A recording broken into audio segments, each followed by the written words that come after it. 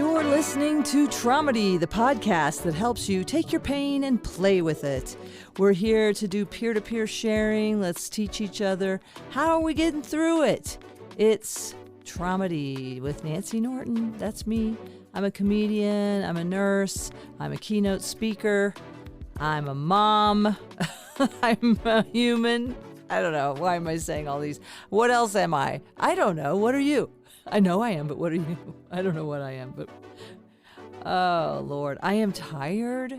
I am so tired right now. It is 2 a.m. and I have a mouse back in my house and I'm just, oh, I don't know. It's really a bummer. I released a mouse at the little fairy house in the woods today and they wear me out, I tell you that. And I do sort of wish I had a cat, but I can't kill them myself, but I would let a cat do it. Okay, how are you all doing out there? This week we have a special guest. I want to apologize. The audio is a little muffled and glitchy because it's a Zoom recording and there's times where the audio toggles back and forth and I just don't have what it takes to clean it up. So I hope you can hear it well enough. I apologize. I will in the future make sure that I tell my guests in advance to get a microphone of some sort, whether it's earbuds or something. But I did not tell my guests that, and that is not her fault. That is mine responsibility, and it just took us forever. And she went to 2 different locations to make it work. So I really appreciate our guest. It's our first nurse on the podcast. So stay tuned and turn it up the volume if you need to, and let me know if you have any helpful hints from Heloise on how to adjust audio. So peace and love, everybody. Enjoy this episode of Traumedy. Let me know if you have any questions. I'm heading up to Snowmass this week, Snowmass, Colorado, and then over into Iowa, Nebraska, and at the end of July down to my hometown of Springfield, Missouri, the Blue Room Comedy Club doing Nurses Off the Charts. So find us on my Linktree or my website and hope to see you out there. Let's share some laughs. Welcome to Traumedy. My guest this week is a registered nurse, a wellness coach, and an author of this beautiful book. Look at this. You did it. You wrote this book, Dispensing Pills, Popping Pills, My Life as a Nurse and a Psychiatric Patient. Please welcome to Traumedy, Brooke Forsythe, RN. Thank you, Nancy, for having me. This is such a pleasure and been looking forward to this for the last couple of weeks. So I'm just excited to be here. Yes, thank you so much. I always put this out on Traumedy. Please contact me if you have a story to share and you reached out to me, and nothing could make me happier. And I loved our phone conversation. I aligned with so many things. And if I'm not mistaken, are you the first nurse I've had on Traumedy? That's wild. That is crazy. Yeah, you are the first nurse. I'm going to do the applause. Woo! Give it up for nurses, everybody. Nurses.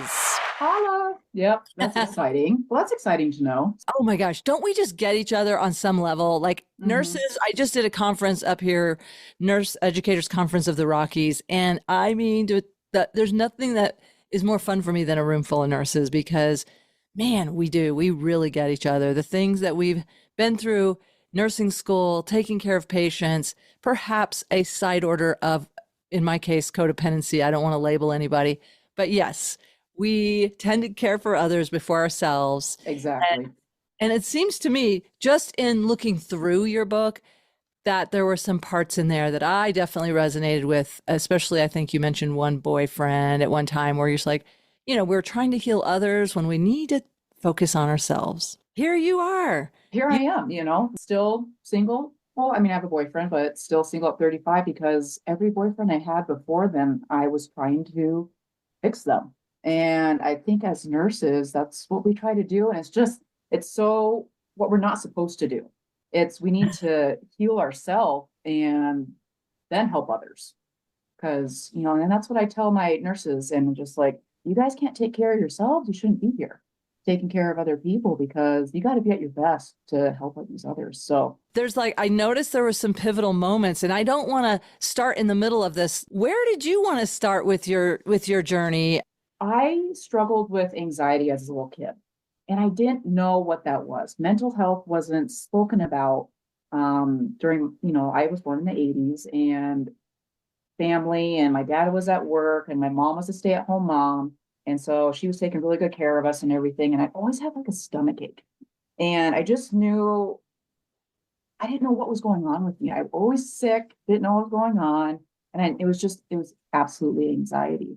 And I was an athlete in high school, and I would, play basketball as a basketball player. I did cross country skiing. I didn't want to, but I just always had to keep busy. That's just, if you're in a small town of, 600 people, that's what you do, is you keep busy. And so I did sports that I didn't like. I did sports that I did like, but I would always just have this heightened fear of everything. And I don't know if it was not like getting enough nourishment from my parents, not feeling loved enough, or just perfectionism generational perfectionism runs in my family. So went on from there, went to college down in California, did not like it, just didn't jive down there. And I came back to Montana, and I just didn't know what I wanted to do. And my brother, as we were on the car ride home from California, he's like, "You should be a nurse." And I'm like, I don't even like talking to people. So how is this going to work? And By the way, thank you for talking to me today. Yes, you're welcome. You're a nurse, so it's okay. It's a gift. It's a gift to me. Relate. Yeah, I mean, I just didn't even like people back then, and I was just like, I don't know. Okay, yeah, maybe. And so I thought to myself, well, I don't have to dress up, so that was a plus. And I could wear scrubs all day and show up. And honestly, I just needed some guidance into what I wanted to go through, and it was all, the plan was set out for nursing school, right? So I started in the prelims in Bozeman, Montana. I graduated from MSU, and then came up to do my clinicals in Billings. And I kid you not, my first clinical, I threw up before I got there at 7 a.m. And I didn't know how to take vital signs. I didn't know what I was doing. And my first patient was this big guy who had gotten shot in the rectum. That was my first patient. Oh my goodness. Wow. Shot in the ass, in the rectum. Whoa. Right? Yeah. And so like, I'm this. Oh my God. Oh, it was trying to imagine this scenario. Before we move on, just because I know people are curious. And we don't want to violate any HIPAA regulations, but Right. My sister dated a guy that got shot in the ass, and he was a stalker. He stalked her. He was an asshole. But I never wish ill on anyone, but I have to laugh that I think he was robbing a place, and he was climbing in a window or something and got shot right in the butt. Oh my goodness. And it's like, yeah, dude, you brought that on yourself. I don't know what happened with this guy, but you don't need to say, but listen to me, the butt word won't stop. Yeah, it was just like, oh my gosh. And he was also detoxing from alcohol. So, and I look at my other peers' assignments the day before, and they have these like 90-year-old grandmas and grandpas. And I'm just thinking, how did I deserve this? I keep to myself. I follow the rules, and I get a guy who got shot in the ass. And and you're gonna have to pack that wound. You know, right? You are, right? Yeah. And yeah, I relate to this so much too, because I felt like unfair assignments. Like, what? Yeah. So anyway, but I'm trusting the universe was like, okay, let's see if you have what it takes to be a nurse, right? You just kept getting these challenges. So tell me more. I'm interrupting your process, but I hear you. You're good. And so, I puked that morning, and I came on shift, and I was just kind of watching the other nursing students because they were CNAs before, and I was never a CNA or anything like that. And so I'm watching them, and I finally get the courage up to get the vital signs. And it's just, it was 300-pound guy. I think he was like 6'5", maybe I'm exaggerating a little bit, but that's just how it felt. Huge man. Yeah. Yeah. And he needed one of those extra large blood pressure cuffs. Right. And I didn't know that. So, I just struggled that whole day and everything. And then I was with my clinical teacher, and she was young, and she I felt like she just had it out for me. And I could probably just be making this up because you create your own reality, right? So I was just scared to death. So creating my own reality here, thinking that my teacher hates me and gave me this patient. So I was just sick to my stomach. And the guy actually was really nice. And we had Smurf outfits. It's in my, I talk about it in my book, and we had blue tops and white bottoms. And it was my time of the month and everything. And so I was just scared. Yeah, you're wearing white pants. White pants. I hear you. And and we had an all white back in my day. I had to wear a skirt and white Oh, pantyhose too. But anyway, so you were worried. You're just, and that's that anxiety too. You're just constantly scanning to try and keep yourself safe. There's that feeling of emotional safety, physical safety. Is somebody going to see that, am I going to have a leak or something? And oh my God, it's a lot. And just overwhelmed. If you've never done patient care, it's a lot to take in all at once. Yeah. And when you've never done it before, you just don't even know what you're doing. It's just a shot in the dark, and which it was, so he was nice, and we went through our meds and everything. And then he's like, "Oh, you gonna do my dressing change?" I'm like, "Yeah, I guess." And I honestly, I hadn't dated a lot of guys, so I didn't know what the naked body looked like back then. And now I've seen everything after 18 years, so I was just mortified at everything that I saw. I was just like, oh my gosh, what am I doing? Is this the right thing to do? And that after that day, I definitely went home and made myself a cocktail, not gonna lie. And then the 30-page care plans come. And nursing school is just brutal.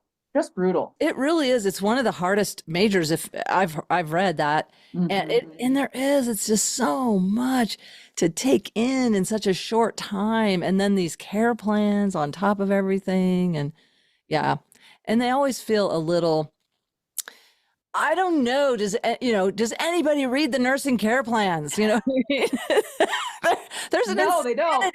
There is an insanity to it that feels like, but I understand you're supposed to, so that gets in your mind, like, here are the nursing interventions. I understand the rationale behind it, but my goodness, it just felt like busy work to me. I just remember feeling like, really, I'm going to write this anti-decubitus care plan again. Yeah. So just the 30-page care plan and working on that, and then turning it in, and then just partying that weekend, just because you have to do it over the next week.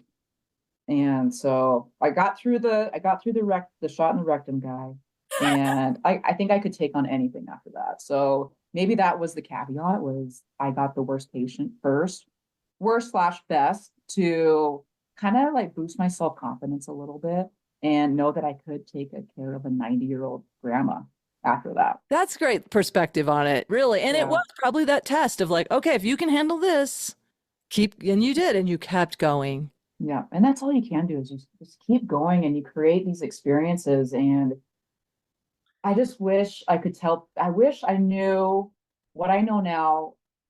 I wish I knew that back then, is that I create my own experience. And I'm so grateful for going through all I did, because I don't think I would be here today if I didn't go through all of it. That's good perspective. What would you say to a nursing student? Let's say we have nursing students listening in. Is there any kind of coaching for them that you might like to say? Like, if you could have said to yourself when you started nursing school, is there anything besides get out? I know you're going to be tempted. We're not saying that. We need nurses, and we need you. We need good nurses. And nursing you really have to be almost on the crosshairs of that Myers-Briggs or whatever personality profile. You have to use that analytical part of your mind, the intuitive part of your mind. You have to be physically active. That's just a lot. Is there anything that comes to your mind? No pressure, but I'm just curious if anything comes to your mind, like, I would love to have heard this as a first semester nursing student.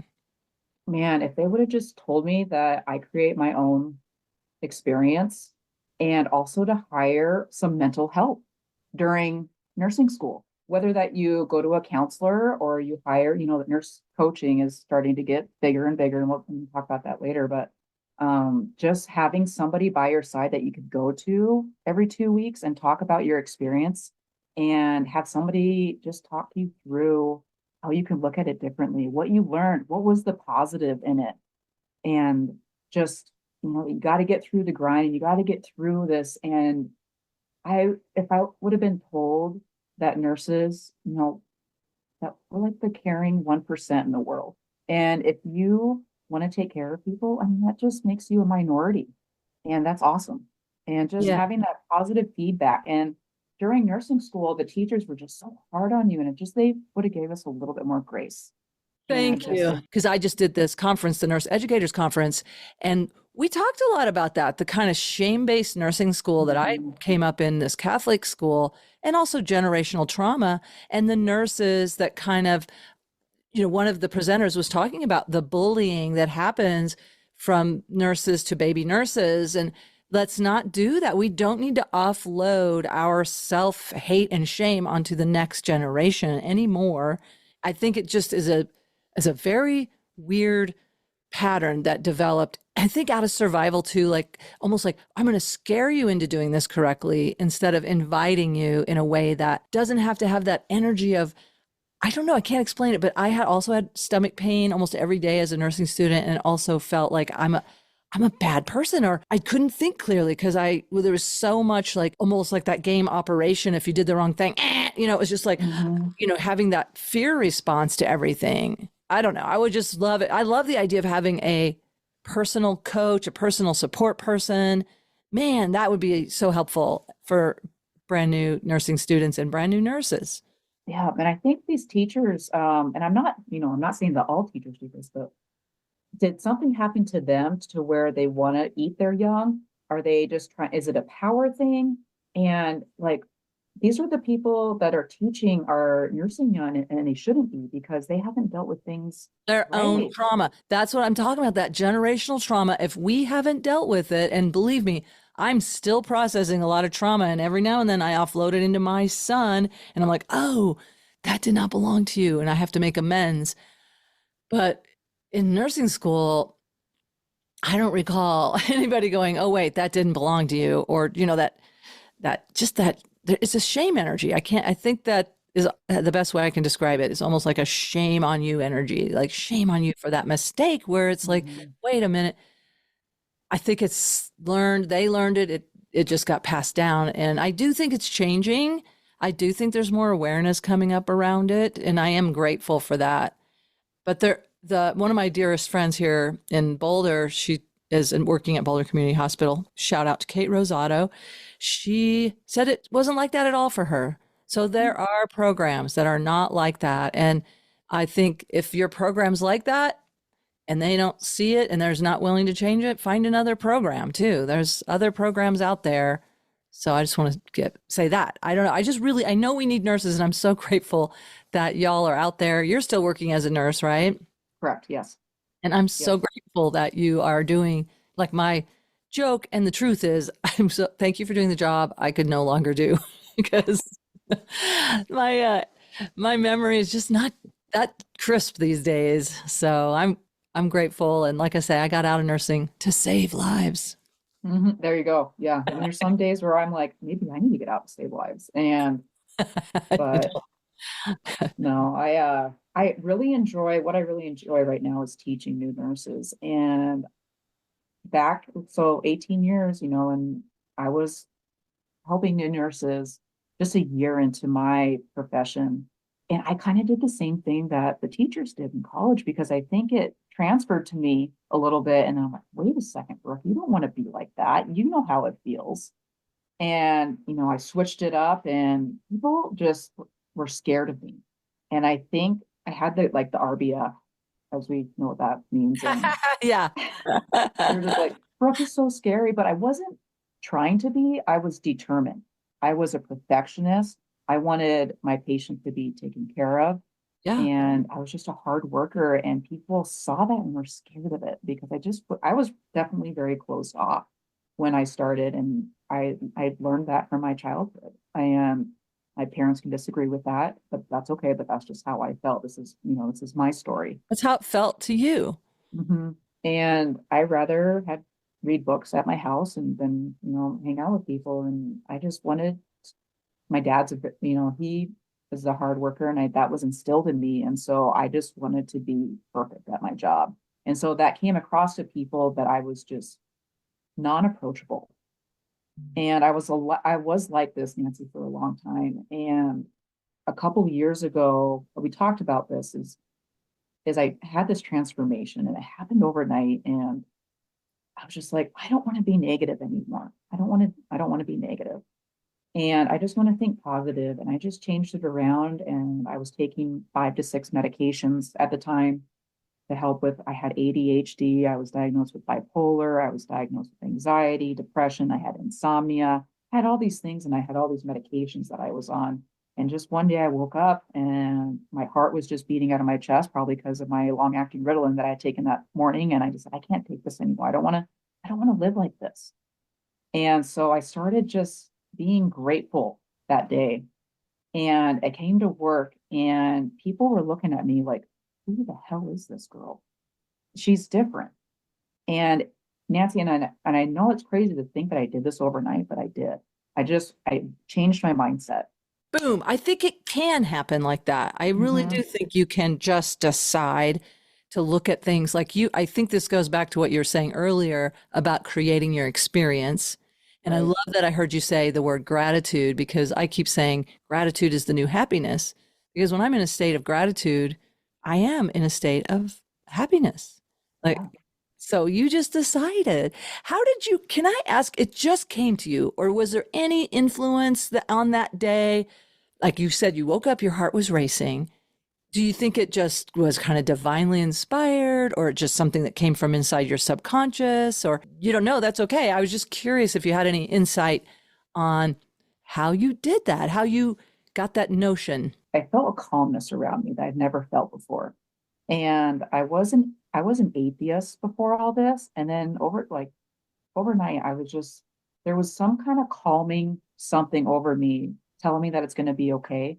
Just be grateful for what you have and that you create your experience through positivity. I got the truth chills when you just said that. Yeah, just and I when I talk about this, like I get goosebumps too because it's real, it's a real thing. And then that's when I found out we talked about this, the book The Secret.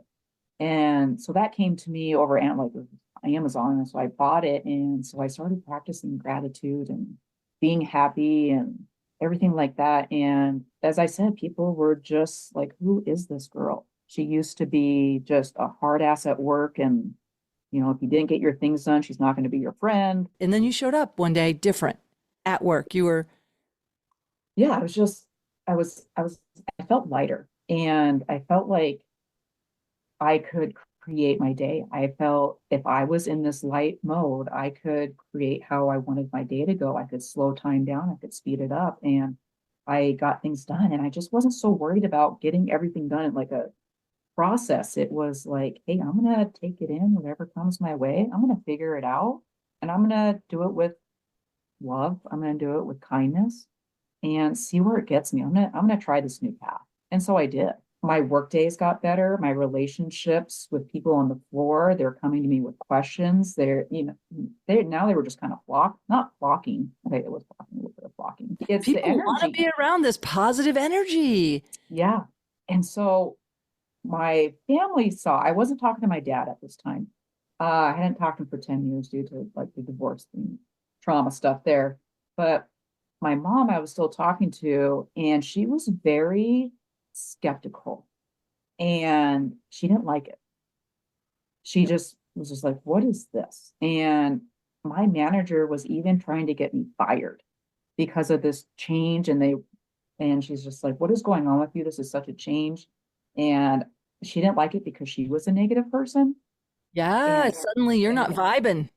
yep, I'm not vibing with her. And I was like really good friends with her. And then I was just like, no way, I'm not gonna do this. Like, I'm not gonna be involved in what you got going on.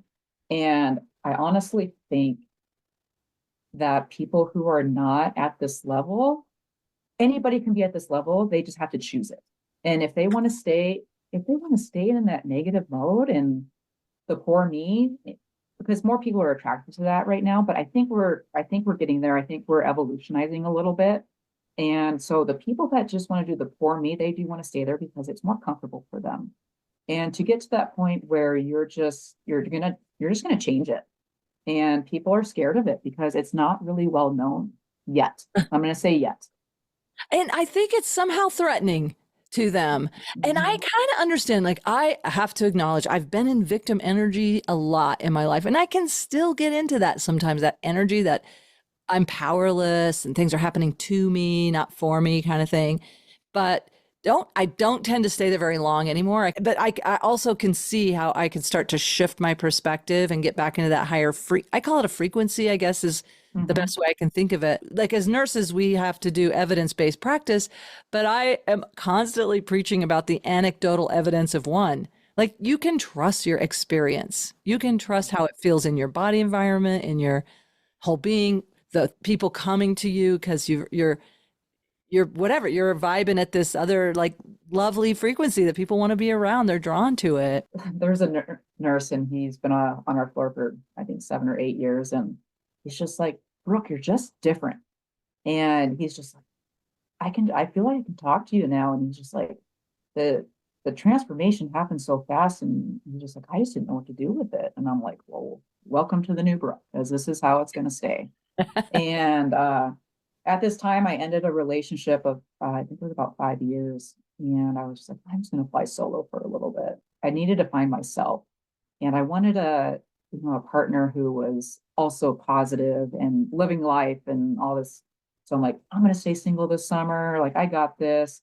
And then somebody came into my life, and dang it, he was just as positive, even more so than me. Just it was crazy. And the law of attraction right there, as we talk about. And it was just crazy. Like the things you put forth, that energy, and it's gonna come back to you.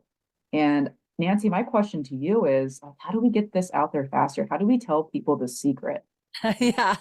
I think doing the best we can by sharing it, like doing, maybe you create a podcast all about that. I think you'd be a great one to host a podcast and share that message. And I think there's, what otherwise do you think of? I think sharing, doing this peer-to-peer sharing, here's my experience. Mhm. How long ago was this shift for you? I'm curious. How many, has it been months, years? How long ago Uh, was? it was, I think I started in 2021. So here we are in 2024, if people are listening to this in the future, which they will be. Yeah. But I just want to say 3 years. So because I think people listen to it going, oh, is that a swing? Because you didn't go back down. You Mhm. went up and then you just were like, and then you maintained it. And you've maintained it now Yeah. for And that length of time. yeah, and this maintenance, I'm going to be really honest with you. I've lost a lot of friends during it, and, recently a family member, because I'm at this level. And if you're going to show me negativity, or you're going to show me that you're not on the same frequency of light and love, you're not going to be by me. And Yeah, it is. And I have to commend you because it's scary to lose people. And I also wanted to acknowledge back because it sounds like you've been on the same floor now for several years. 18 years, yeah. So look, that's really impressive because I remember learning this in sociology class about role sets and how we are this way with this person, this way with this person. But transcending a role set is very hard to do, whether it's in your work life, your home life. Sometimes you have to shake it, like you had to break up with that person. It was just like, Mhm. I need some space to grow. I'm also very attracted to growth oriented people. That's another kind of term I've been using, as far as I have no life partner right now. And it's tricky because when we're growth oriented, I mean, sometimes we do grow apart. And I think there's a willingness to walk the path as long as we're supposed to walk the path together. And then who knows, like maybe we grow together, maybe we grow apart, but growth oriented people, I think it is a little more challenging to stay in long-term relationships in my experience. Anyway, the role sets thing, I really commend you for that. Staying on that same floor, even though your department head was saying, I don't trust this or I don't like this, but you transcended it somehow. You're still there. Yeah, I mean, she left a couple months after that happened, like Oh, what she happened. left. She left, yeah. So, Hmm. and then one of the girls that I had worked with for a while, she became the manager, and thank you that she's our manager now. And I was like, if you ever leave, I'm leaving, because I mean, she's just awesome. And That makes all the difference when we have a oh, wonderful nurse manager and charge nurses, and oh, I've had so many good ones and I'm so grateful. I've been lucky that way. Yeah. And then when you have one that's not, it is a nightmare of a shift. Yeah, it's just icky. And I've never been much in leadership roles. I think, I don't know. I'm in a recovery program for adult children, so I've never quite felt like I've grown up yet to lead. I can barely lead my own small family of two people and a dog. So then tell me more. Yeah, I kind of interrupted the process again as I do, but And then the losing of the family member recently. I wanted to tell you the story, and it happened just like 2 weeks ago. And one of the patients that I had taken care of about 5 years ago, she had a osteosarcoma, so that's cancer of the bone. And I did all of her chemo for her about 5 years ago. And she came back to our floor, and we put her on comfort care. So she was not long for the world. And she was in the wheelchair, and I was about to go see her, and her face just lit up. And I just hugged her, and she just started crying. And she's like, Brooke, I've been through all these nurses, and you were the best one. And I mean, it just touches your heart when these patients say this.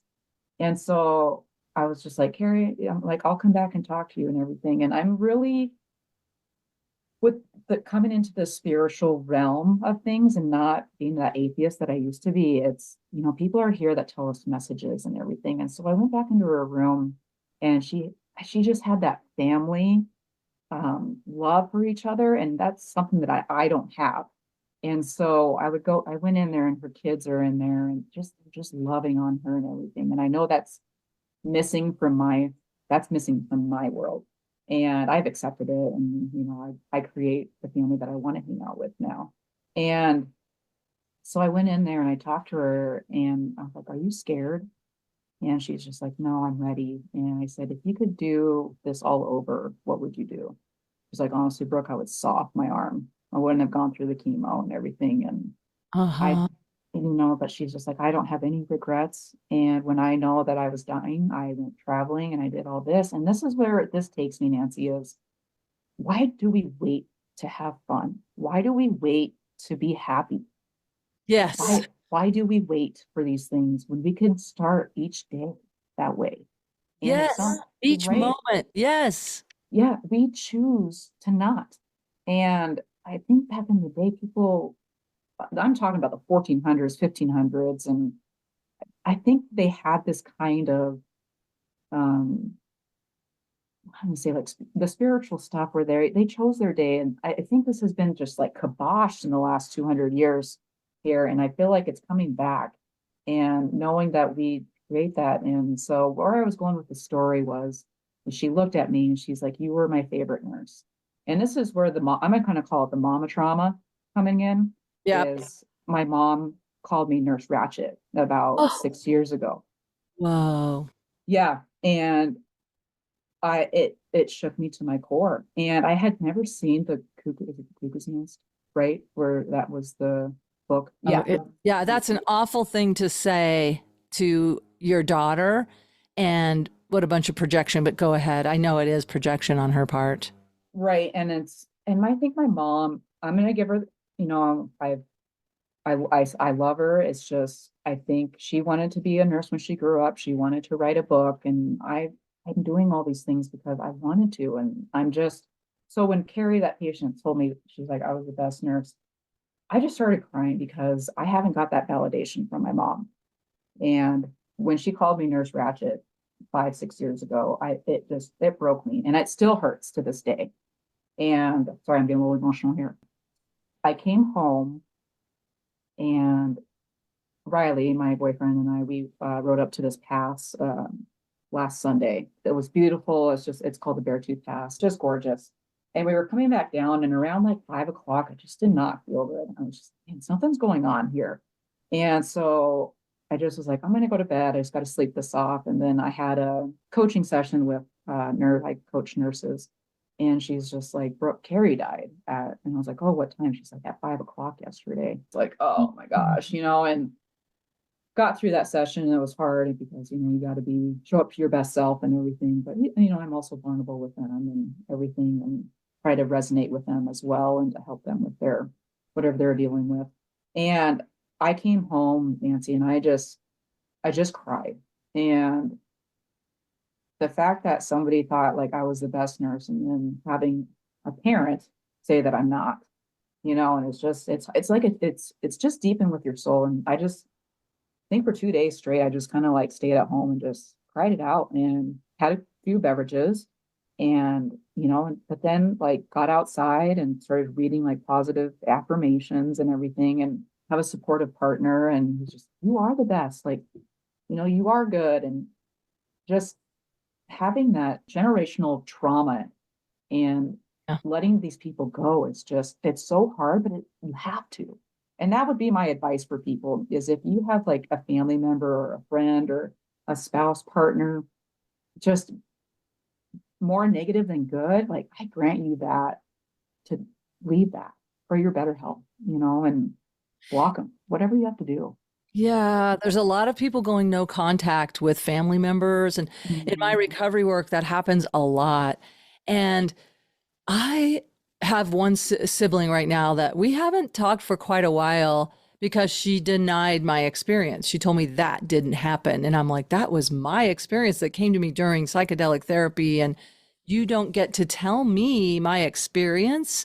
Anyway, I'm not saying, I think it's for her highest good and my highest good to take some space because we get locked into whatever dynamic that is. I don't know. And whatever it takes, if you need to soften it by saying, I'm going to take some space and just need to work on myself and things like that, making it about us, it helps, I think, than saying you're bad or you're negative. It's more like, hey, I need some personal space and I'm dropping into these old dynamics or whatever it is. I just find that I don't know, I'm just saying it out loud that way and see how it sounds to make I statements and I'm going to take care of myself right now by taking some space. I have the mama trauma stuff too. And kind of if we had to take care of our parents instead of the other way around, we get lost. We don't know who we are. We really are. We've masked and masked and masked and masked and masked so much. Like, what do you need me to be? What do you need me to be? And I even I do these jokes in my act. Like, I don't know who I am. I'm a codependent can of whoop ass. Open this up. I'll be whatever you need me to be. Which I think, well, that is sort of an identity. I'm very adaptable, very mutable. But at the core, I think the thing that you and I are both, what I'm hearing you say is somebody told us we're a bad person. Somebody real important, like our mom, Mhm. saying that. It's not even saying, it's beyond saying you're a bad nurse. It's saying you are a mean nurse. You are a mean, controlling nurse. That's Nurse Ratchet. That is, I actually have an a partner who wrote a memoir, handed me her memoir, and did not tell me that she's called me a mean nurse in the memoir. Like so passive aggressive and so much projection. And I look at her and I'm like, she's really mean. That was a mean thing to do. And she doesn't call me out by name, but it's like, it was when she was recovering from a liver puncture for hepatitis C that she acquired from heroin addiction. And she kept trying to send me to the nurse's station to get some narcotics for her pain. And I was like, I'm not Mhm. doing that. I'm not going to do that. You put your light on, you advocate for yourself. I'm not going to be your enabler to get you back on opiates right now. Mhm. You know, I know it's painful, but it's a kind of transient. Like, I don't know. I've never had a liver puncture, so I don't know how painful it is. I'm sure it was painful. But she was so angry with me that I would not go down there and demand that my partner get some opiates right now. I mean, then she just wrote, you were a mean nurse. Like, okay. I don't know. I'm just relating to that. Like somebody saying, not only like, I don't know, just saying you're a mean nurse is really a horrible thing when you're out there doing your best to care for people. You're showing up every day and you work with people who have cancers of all different kinds, right? You're on an oncology floor. Mhm. That's Yeah. some of the most beautiful, caring work I've ever done is hospice work and end stage work. And also a lot of people recover from it now with thanks to people like you. Look at how many people you've helped heal from cancer. Yeah, and I kind of want to go back on your story about that partner. It's just, and I think the reason why people lash out is because they're not happy with themselves. And they find people, whether it's family or partners, and they see a light that they don't have, they're going to go after it in a mean way. And that's their goal, is to make you feel like that, because honestly, deep down and like inside, they don't feel good themselves. And so that's why they do that. And we have to just, we can sit with it and we can feel the feels and everything, but just know that that's on them. And if they want to keep feeling that way and lashing out to the people that are shining the brightest light, like you do, or like I do, then that's on them. And yeah, just try not to take it on. That's the thing, because we're programmed. We got programmed early. We can stop that programming. We don't have to take it on. Take space. I always like to put a golden light around me if I can remember to do that. But I think I have to admit, there's still a very wounded baby and inner little child who has that, like, I always look at it like my ball of twine. Sorry, my ball of twine got wrapped around that core belief that you're like, there are no bad babies, like, but you're a bad baby. You are a bad baby. You just having needs, somehow made me bad, or having feelings made me bad. And I was, having to still get out of those old beliefs is tricky for me sometimes, because it can get re-triggered and I kind of believe it for a second. And then I have to, I don't know. How do you shake it off? Do you ever get like, like sometimes like do that little, like a dog that just took a bath kind of, I got to shake it off. I put like music on. If I am like old habits or old thoughts come in, I'm like, I didn't know how to do it, but then I put like an empowering song on. I'm like, I got this. Like, that's past stuff, Brooke. Like, it's gone. And what's inside you is like, you're creating it. So I put on like an empowering song or something. And I'm just like, you know what? That's not me. Like, I got to live in the present. Can you share one of your favorite go-to songs? I'll share one of mine if you want to think of I love that song. It's an old song, probably about the year you were born. It's in the 80s and it's by Snap. And it's called, I Got the Power, and I will play that. I used to play that on my webinars and stuff to start the webinar, to just like, because my talk is the power of humor. And it's like, I've got the power. I've got the power to shift this. I've got the power to use humor, to shift perspective, to gain empowerment. I love that song. Have you ever heard it? Yeah, no, I have. So it's kind of a disco thing. Mine is like, turn around. No, I'm just kidding. Turn around, get a little closer, And so, I think it might be turn around, but that's good. So it's like turn around. But that's not it. My song is, I think I have a couple of them, but the other day when I was in the car thinking about stuff, and Katy Perry came on and Roar song. I mean, that always gets you kind of okay. I don't know. See, I bet I do if I played it. If you played it, you would know. You'd be like, it's like, hear me roar. And granted, like, I'm not a big fan of Katy Perry, but like, I know these songs come on at times for us to listen to. So if isn't that amazing? I mean, I've had so many, and I know people will relate to this, the right song, the right moment, or somebody goes by in a car playing the song that you needed to hear. And, regardless of what you think about Katy Perry or anybody else, but that message that comes through. That you feel, if people are listening to this, send me your favorite empowering songs and I'll create a playlist for listeners. That'd be kind of fun thing to have, What I'm learning is like some of them are almost like a love song, but it's like from me to me instead of like it's come from outside. I almost listen to all love songs differently now. Like either higher power is talking to me, which is me, also me. We're all part of the one in my mind. It's good to have these tools in your toolbox, and humor's one of them for me. Laughing at myself. Like I have to laugh at myself because I goof up all the time. And it's just like, okay, might as well laugh about that because otherwise you're going to beat yourself up. So, and luckily, for the good of all, I am not the frontline worker because it's a lot more stress when you goof up at work. And when you are a healthcare worker, it's like, this is a big deal to make a meta error versus my technical difficulties on this thing. Nobody's going to expire prematurely, although I did waste some of your time and life is precious and I will own that. Oh, it wasn't a waste. It was just a fast drive home. But you know what I mean? Like, I think what you said earlier about why wait, because the most precious commodity you have is time. Mhm. Forget, I mean, money's important. Yeah, you want to have food and shelter for sure. But time, your precious life. And Mhm. here you are, you work with people in the dying process as I did in my 20s. And it's like you learn life is really short. Even if you live the whole, whatever, 90s, it still goes fast. Yeah. Yeah, yeah, day by day, man. That's all you can do. And I do talk about my mom and everything, and I do have her to thank for me to be here. So thank you, mom and dad, for making me. I have her to thank, and the music thing was from her. She always had music on, so I will definitely give her that credit. Like, I think the healthier we get and the more clear we are about who we are, I do think in my recovery work, one of the promises of my recovery program says we will become attracted by strengths and more tolerant of weaknesses.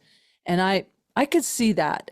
It's just really hard when it's somebody so significant to you that's reminding you of some other stuff. I'm not saying we ever have to go back to those people, but there Right. may be an option at some point when you're so clear and affirmed that you're unshakable, in your Mhm. clarity. But for now, it's like too much. It's too much, and it's dragging you down, and it's taking your precious time away from high frequency. Yeah. And so you gotta recognize that, and people need to start recognizing that and shedding that layer of person, place, thing. And what was I reading this morning? Something about it's not like you have to move places. It's just you have to create where you are. The grass is never greener on your side. It's do you make it green where you're at? Yeah, that's great. Yeah, tend to the grass on your side.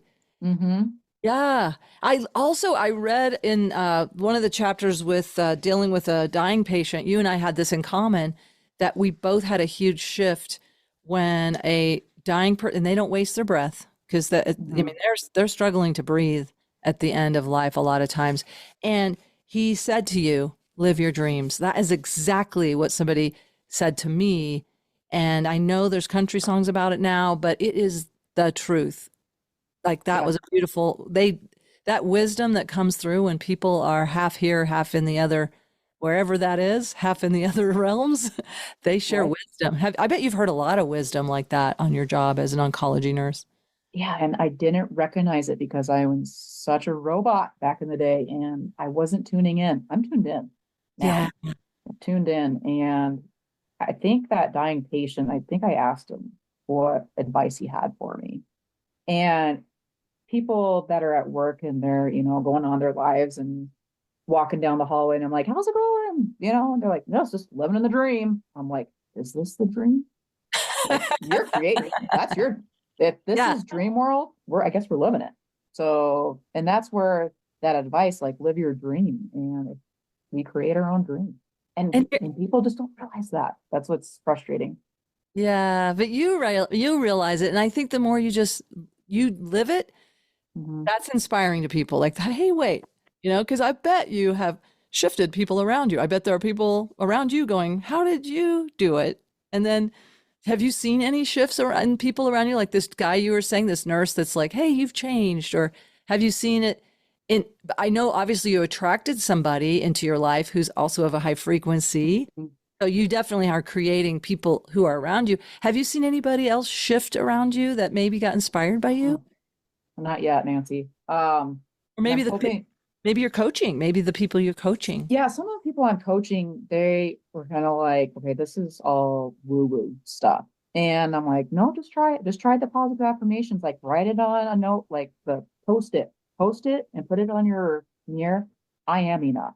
And you have a beautiful mind as others. And I do a little bit of some relationship coaching and everything. And I get people there, but it's just that mindset. And that's why I call myself a mindset coach, is that I work on this all the time. And, people come with me in situations or past trauma, and I'm like, hey, how can we change this mindset and everything? And okay, I can take it back. There's this one nurse who she is actually my coach. I hired her as my coach because she was just happy.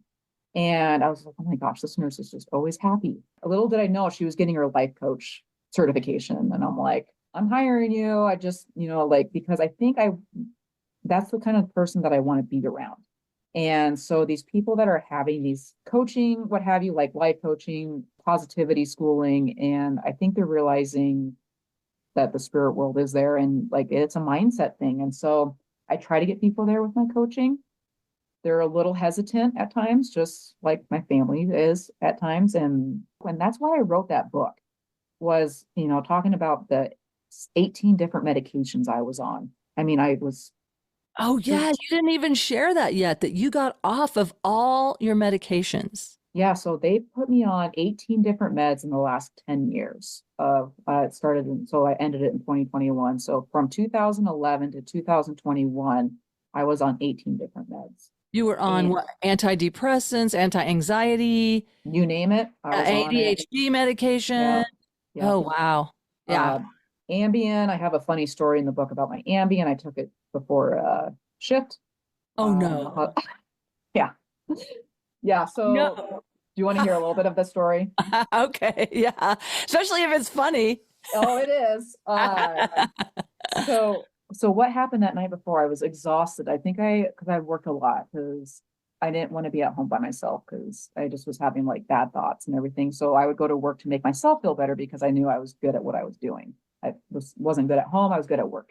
So I worked a lot and I had refills and I was on Lexapro, Wellbutrin, Ambien, and I think Ativan at the time, which is a lot. And Woo! right, yeah, it's fun. So I put my Ambien and my Lexapro and Wellbutrin on my bathroom counter Oh, no.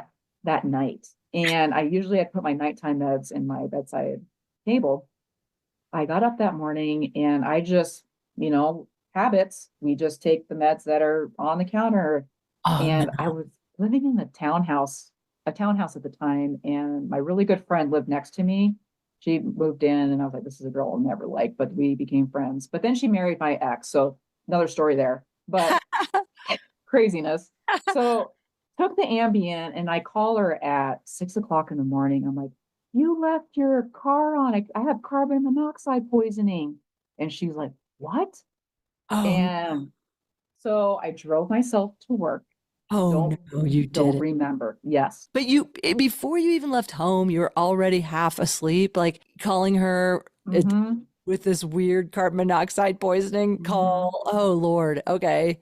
So I Oh get my to gosh. work. Thank God you got to work safely. Right, got to work, and I usually, I'm booking it because like I have long legs. I'm walking. I'm getting in there. I'm getting ready to go. Focus. Well, I was actually walking very slowly, and I was stumbling, which I didn't know. And the nurse that I've worked with for 18 years, she's like the mama nurse on the floor, Carol. She's worked there for 40 years. She came up behind me and I remember her like grabbing my arm and I'm like, Carol, something's wrong. Like, I don't know. And so she was holding on to me and she got me in a wheelchair and got me on the elevator to go up to the floor. And then the CNO walks in to the elevator. Oh, So, perfect. right. And Chief right. nursing officer walks in, you're in the wheelchair. Oh, I can't wait. Oh, and she comes in and she's like, Brooke, I'm like, yeah. And she's just like, what's wrong? I was like, you guys are working me too hard. And so she's just like, oh my gosh. So I get on to the floor and Carol takes my blood pressure and it's through the roof because I'm fighting this medication. You're Oh, supposed to be sleeping during it. So she takes me to the ER and as I work on an oncology floor, I get down there and they ask what your allergies are. And I yell out in the waiting room, tamoxifen. That's a breast cancer fighting drug. yeah. Nancy, I was supposed to say Tamiflu. I was actually allergic to Tamiflu, and I'm yelling out tamoxifen, and I'm like, wait a second, I don't have breast cancer. And Oh, oh my gosh. And so they like take me in and hook me up and get me like hydrated. They probably think I'm on something else. So I remember the doc come in, Dr. Sam, and he comes in and he's like, well, what's wrong with you? And I look at him, I'm like, you're the doctor, you figure it out. And he's just like, okay, definitely a drug test on this one, and it was quite the experience. Thank God they did a drug test and you found out it was is that how you knew it was Ambien? Well, yeah. And because like after I slept for about an hour and then I was awake and I was just like, oh my gosh, I think I took my Ambien. And sure, I sure did. Oh, So oh my gosh. So you figured it out, but yeah, man, I'm glad you didn't say anything worse. right. Quite the experience. So medications, oh, they Yeah. can be bad or good. But so yeah, going, Wow. All right. But you got off of all your medication just by shifting your reality into I am going to be grateful. I'm going to know that I'm in charge of creating my mhm, experience. Am I putting words in your mouth? I'm reflecting back what I heard, but yep. yeah. So, and then you were able to go off your antidepressants, your anti-anxiety, and your ADHD medication. Mhm. Wow. I mean, and I am going to be honest with you, I do take medication at night to sleep because I just can't turn this off. So I'm only on two, but I was on seven at a time. Wow. So, Wow. and I'm getting there, and I think I'm getting there, getting rid of the toxic people in my life. So I'm not, and that is my goal is to get off all this medication and being able to write about it. And I did say in my book, I still do take medication to sleep because I just can't, this has been going on for so long, this anxiety and thought racing and everything. So, Yeah. But but maybe there's another level of clearing, maybe a trauma mhm, therapy I'm wondering about. And then I'm curious too about hypnotherapy. I want to work on my sleep hygiene. We talked about this a little on the phone. You're really good about being very disciplined because you know that's one of the core healthy things to do. And I take melatonin occasionally, but I I have to be honest, I don't sleep well. And I do, like I told you last night, I stay up till 4 in the morning. And I was even telling my son, like, why is it so easy to sleep on the couch while there's TV going? Then I go to my bed and I'm just like wide awake at 4 in the morning. yeah. I don't know. But I think I want to work on that. I want to work on, my therapist and I are actually talking about this right now. It's so funny. It just came up about making, like almost doing a ritual at night, something in me that does not feel safe. Like I have been, I think, blindsided in the night. So I do think I need to do a little more trauma therapy around it, maybe do some self hypnosis. I do have some guided meditations that help me. So Mhm. I'd also be interested to hear from listeners who have any helpful hints about sleep regimen, getting a good night's sleep without medication. We'd welcome that input. Heck yeah. Yeah. That would be awesome. And I think detoxifying some people in your life or detoxing the situations that you've had and So that you're not kind of getting reactivated with that yeah. dynamic. That's an idea Hmm. too. My mother has passed on, and I have to say, I feel better. Hate to say it, but I do. I feel like that's been a relief. And then one of my ex partners, who was a sociopath, also died within 6 weeks of my mother. I found out Oh later, wow. and like I've always been looking over my shoulder for that person too, because my affinity has been for people. I think it's textbook case of we're trying to heal our parents through our current partners, or we did. I always try to speak in past tense. Is a common thing to do. If you had an alcoholic parent, you may date an alcoholic. If you had a sociopathic parent, you might date Hmm. sociopaths. Or if you had a toxic person and whatever, there's a part of our psyche that wants to remedy that still and heal that parent like that we couldn't heal. And instead of like, again, heal ourselves. Right. Yep. And as nurses, we just want to fix everything and we just have to let it go.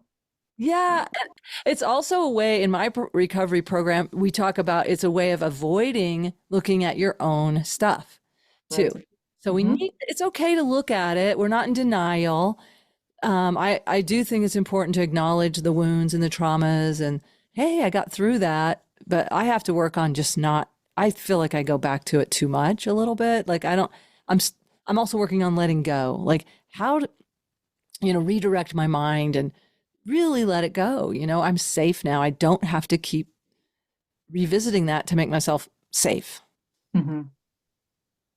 Do you have Yeah. any tips on letting things go? We probably should work towards closure here. I know that you may have more to share. Did you have more to share about your coaching and your book and people? Where can people get your book, by the way? They can get it on Amazon as of right now. And then it's going to be on Goodreads. I did hire a marketer, so it's going to be available on other things, but right now, just primarily Amazon. I've loved what I've read of it. You know, I have my my focus issues, but I love the messages in it. It's very accessible. I think that anybody could learn from this. And then I could see you doing a podcast and speaking, and you know, you're already doing the coaching. Hmm. Yeah. And so I think just my advice for letting things go. Was that the question? That was the question. Yes, Right? before I interrupted myself. No, Yes. that's okay. How do we let things go? Reading my book. No, I'm just kidding. Yeah. Well, I mean, maybe. The people that have read it have come up to me and they resonate so much with it. And some people have come up to me like, oh my gosh, I just wanted to hug you. Like you went through all that. And I'm like, so are you. Like you're going through it too. And I'm just, I was brave enough to be very vulnerable in this book because I want people to recognize. I know we all have our own stories and we're not comparing, and my story is not worse than yours or anything like that. But I wanted to tell my story because a lot of people do suffer from anxiety, and how do we let it go? I've been in counseling for 6 years and I hired a coach. And I'm going to tell you, I invested myself, and I was reading this the other day. I added up to, I've spent over $30,000 on working on myself and investing in yourself and getting the right people to teach you and show you how to let things go. I think just being with the right people is how you do it.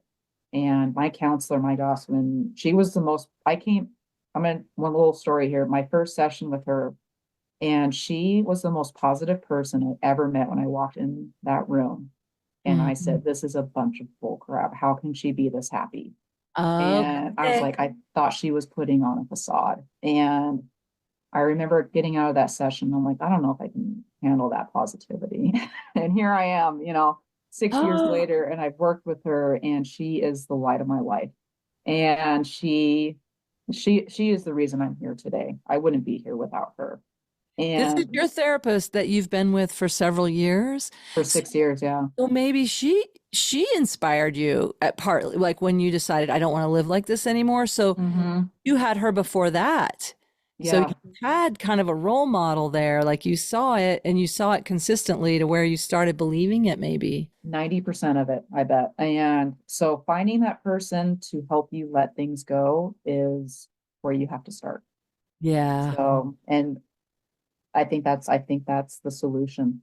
I'm going to say 90% of that solution is finding somebody to help you through that and knowing that it's okay to let go, and having that we're supposed to live peaceful lives and happiness. And so, yeah, that is our birthright. It is our birthright. And that's how little children, they're happy, and then they get older and it just turns into, all these traumas and everything. And we are supposed to stay that way. Our inner child is supposed to stay happy, and finding that person to help you stay that way is going to be my advice.